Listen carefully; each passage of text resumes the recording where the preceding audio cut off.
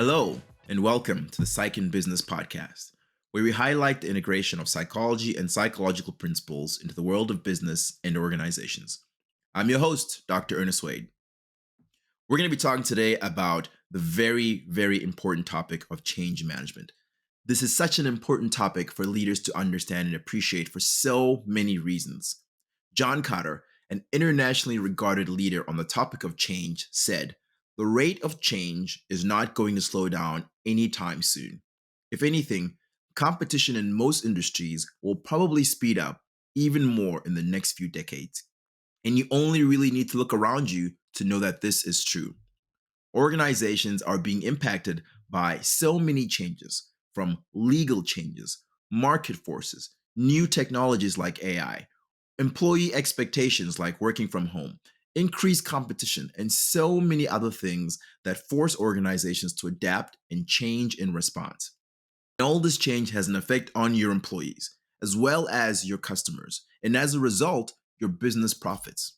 So, as a leader in the organization, you need to help guide your organization and support your employees through change. Because, as Vince Lombardi said, the achievement of an organization are the results of the combined efforts of each individual. Now, research done by Prosci, which is one of the well-known change management organizations, shows that organizations that manage change are 6 times more likely to meet their change expectations. 6 times more likely to meet their change expectations when they manage change. So think about your organization. Are you managing change? How well are you managing change? As a leader, one of the questions you might be asking is, how does a leader help to manage change for the organization and the employees? How can you, as a leader, contribute to this change management effort? Well, first, you need to appreciate that change is a journey.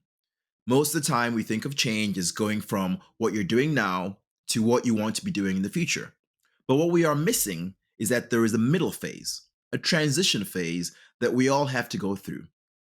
I know when I used to work in IT doing systems implementations, I didn't really understand or appreciate the concept of change management, let alone that there was a middle phase.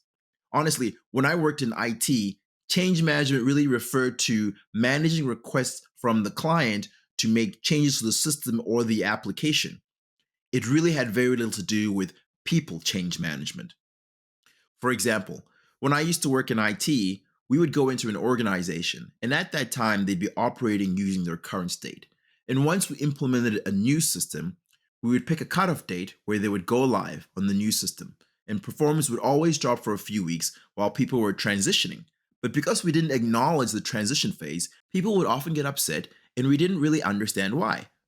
As far as we were concerned, they were using their old system in the current state, and now they were using the new system in the future state, and everything should have been fine.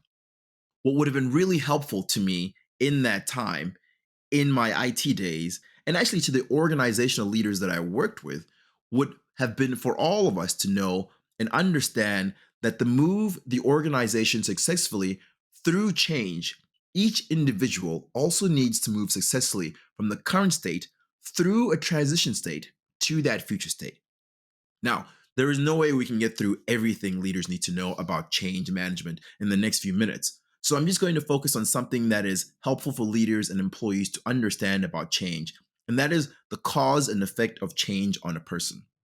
On an organization level, we know that many organizations are experiencing change saturation, which basically means the organization engages in an excess number of changes. At an organizational level, you start to see from your employees things like disengagement and apathy, frustration and increased stress, fatigue, burnout, high volumes of sick leave, more resistance to change, confusion, cynicism, and skepticism, all of which impact productivity and efficiency.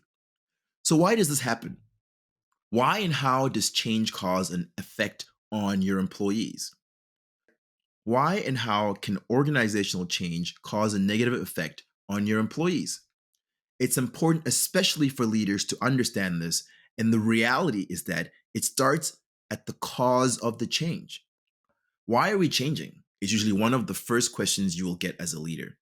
Your employees want to know what is causing the change that will disrupt their lives. Unfortunately, I've seen too many leaders who don't know or can't clearly articulate the reasons for the change well. As I said earlier, there are so many causes of change that occur externally: market forces, legal, political requirements, technology.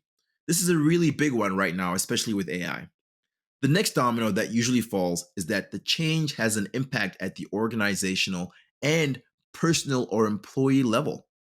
The change could impact processes, business systems, job roles, metrics, and compensation, all of which directly involve and impact your employees.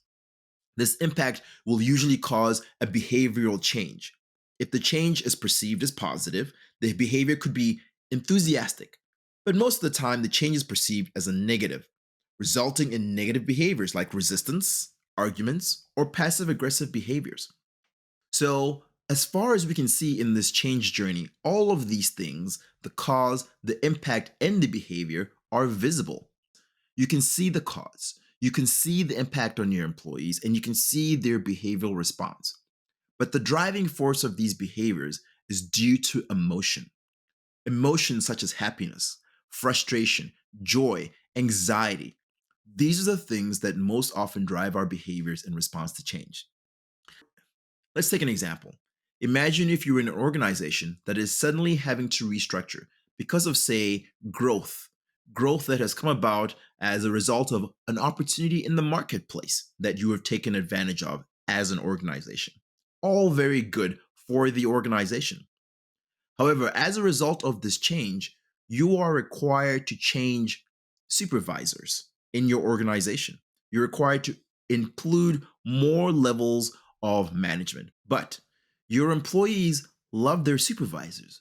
The employees have given their supervisors glowing reviews every single year. And conversely, the managers are also very pleased with their employees, resulting in some pretty sweet bonuses for the management level, the supervisors, as well as the employees.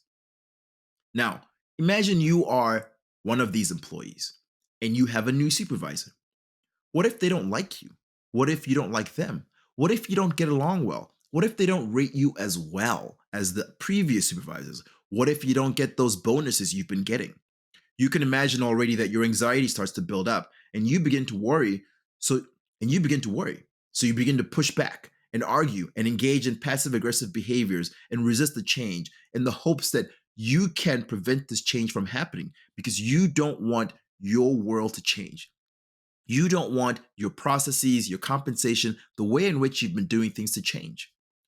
So, there's all this going on that has caused your behavior, but if your leader doesn't understand this chain of events, all they see is an employee who is resisting the change, a change that they see as positive for the organization. They begin to see this employee as a negative influence on the team, the organization, and label this employee as a difficult employee. As a leader, if you don't appreciate all of these elements of change, the cause, the impact, the behavior, the emotion, you will not even begin to know how to help your employees manage the change. In this example, a leader who clearly understands the influence and the impact of the cause and the effect on the employee of the overall change can work to address the employee's concerns and make sure that they understand that this change is going to be positive for them as well. So, knowing that each individual has their own change response and understanding why will help you begin to help your employees better manage change. Now, as I said, there is a whole lot more to it than just this, but understanding and appreciating this cascade is a great start for leaders to have. Okay? Thanks for listening. I hope this has been helpful, and I hope you join us again.